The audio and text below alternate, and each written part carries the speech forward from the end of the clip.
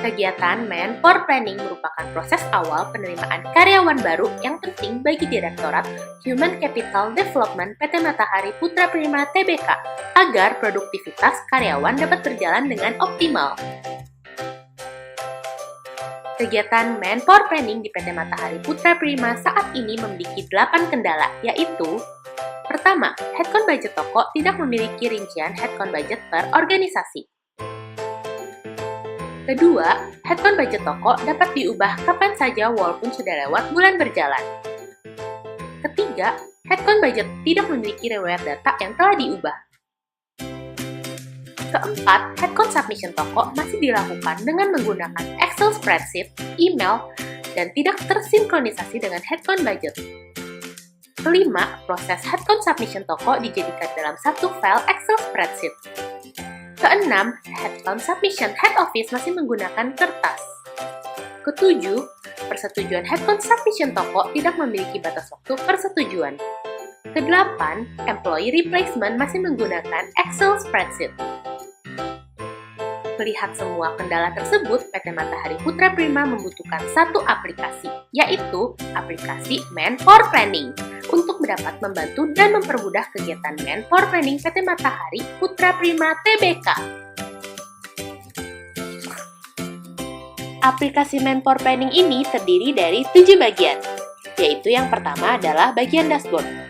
Pada bagian dashboard, pengguna dapat memantau headcount submission dari bulan Januari sampai bulan berjalan. Bagian dashboard terdiri dari halaman dashboard store dan halaman dashboard head office. Bagian kedua yaitu bagian form store. Bagian form store terdiri dari halaman headcount budget store, halaman headcount submission store, dan halaman history headcount budget store. Pada halaman headcount budget store, pengguna dapat membuat perencanaan headcount dalam 1 tahun untuk setiap organisasi di toko. Ini adalah tampilan halaman insert headcount budget store dan halaman edit headcount budget store. Sistem tidak akan menyimpan perubahan headcount budget store yang dilakukan pengguna apabila perubahan tersebut dilakukan sebelum bulan berjalan. Pada halaman headcount submission store, pengguna dapat melakukan pengajuan headcount toko yang dilakukan setiap bulan. Di dalam halaman headcount submission store, sudah diberikan fitur notifikasi kelebihan headcount apabila pengguna memasukkan headcount lebih besar dari headcount budget toko mereka. Ini adalah tampilan halaman insert headcount submission store dan halaman edit headcount submission store. Sistem akan langsung menyimpan deskripsi headcount submission seperti OK, melebihi cluster, dan sesuai cluster. Pada halaman history headcount budget store, pengguna dapat mengidentifikasi pengguna atau tanggal perubahan headcount budget store. Ini adalah tampilan history headcount budget store. Bagian ketiga adalah bagian form head office. Bagian form head office terdiri dari halaman headcount budget head office, halaman headcount submission head office, dan halaman history headcount budget head office. Pada halaman headcount budget head office, pengguna dapat membuat perencanaan headcount head office untuk setiap job level. Ini adalah tampilan halaman insert headcount budget head office dan halaman edit headcount budget head office. Pada halaman headcount submission head office, pengguna dapat melakukan pengajuan headcount head office yang dilakukan setiap terdapat pengajuan karyawan baru. Ini adalah tampilan halaman insert headcount submission head office dan halaman edit headcount submission head office.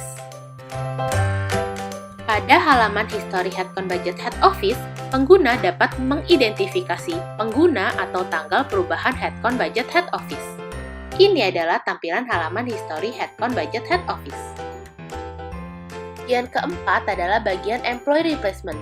Pada bagian employee replacement, pengguna dapat melakukan proses pergantian karyawan yang ada di head office ataupun store. Ini adalah tampilan halaman employee replacement, halaman insert employee replacement, dan halaman edit employee replacement. Yang kelima adalah bagian approval submission store. Pada bagian Approval Submission Store, pengguna dapat melakukan persetujuan pengajuan Headcount Store. Ini adalah tampilan Approval Submission Store.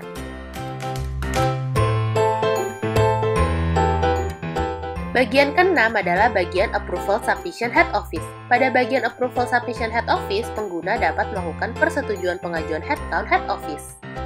Ini adalah tampilan halaman Approval Submission Head Office. Bagian terakhir adalah bagian User Maintenance. Pada bagian User Maintenance, pengguna dapat mengolah aplikasi. Ini adalah tampilan halaman Access Right. Tampilan halaman User Administration, tampilan halaman Insert User Administration, dan tampilan halaman Edit User Administration. Selain itu, aplikasi ini juga dilengkapi dengan 4 fitur penting, yaitu yang pertama adalah fitur Download to Excel untuk Headcount Budget Store, Headcount Budget Head Office, dan Headcount Submission Store. Yang kedua adalah fitur Download to PDF untuk Headcount Submission Head Office.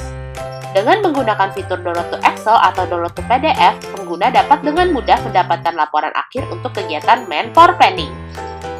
Yang ketiga adalah fitur email untuk Headcount Submission Store, Headcount Submission Head Office, dan pengguna aplikasi baru. Yang keempat adalah fitur Import from Excel untuk memasukkan pengguna aplikasi yang banyak dalam satu waktu. Dengan menggunakan aplikasi Manpower Planning, kegiatan Manpower Planning akan menjadi lebih mudah dan praktis. Manpower Planning application makes your Manpower Planning activity easier.